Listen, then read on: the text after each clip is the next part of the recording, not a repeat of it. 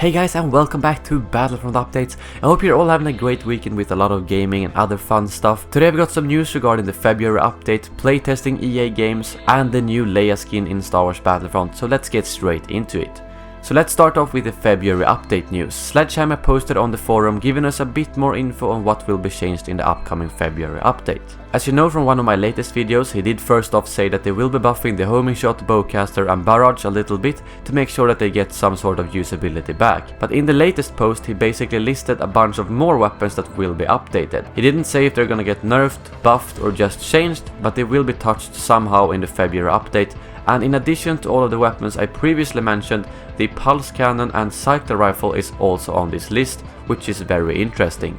Personally, I really think the cycler rifle should be buffed a little bit more. It did become a bit better in the last patch, but it's still not really worth using compared to the pulse cannon. And this brings me to the pulse cannon, of course. I really don't want them to mess this one up. Seriously, after seeing it on this list, I'm starting to become really scared that they will nerf it to the point where it will now become useless, which DICE seems to be kind of famous for doing.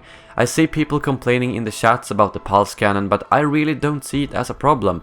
Unless you're standing still, I pretty much never get killed by the pulse cannon, and if you're standing still, you only have yourself to blame for that. As of right now, the only star cards I ever use is the thermal detonator and pulse cannon. I don't see a reason to use any other star cards except for the anti-vehicle ones in Walker Assault, which is what makes me really afraid of this possible nerf.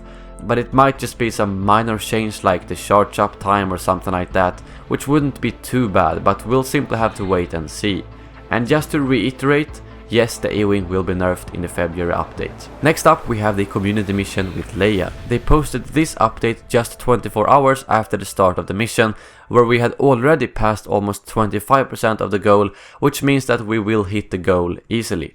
And the cool thing is that if we look carefully down here, we can actually see a little glimpse of Leia's new skin, and it seems like we're getting this particular skin with her helmet on from Endor. Next up, I just wanted to quickly mention a pretty cool thing I noticed recently, which is the fact that EA Playtesting has now opened a new studio here in Stockholm where I live, so if any of you happen to live here, you can now sign up to playtest games early. I'm not sure if this refers to Battlefront DLCs or something else, but my guess would be that they are looking for new playtesters to the new Battlefield game being developed here in Sweden. It seems like you get some free games or other goods in return. I will leave a link in the description below to the sign up form. They also seem to have a lot of other playtesting studios across the world, so make sure to take a look at the list if there's any of them close to you. Lastly, I just wanted to quickly mention clan tags. A Battlefront player on Twitter asked Dennis Bramwell if they had any plans on adding in-game names, because as of right now you get your origin name or PSN as your actual in-game name, and he responds saying that they have no plans for changing names,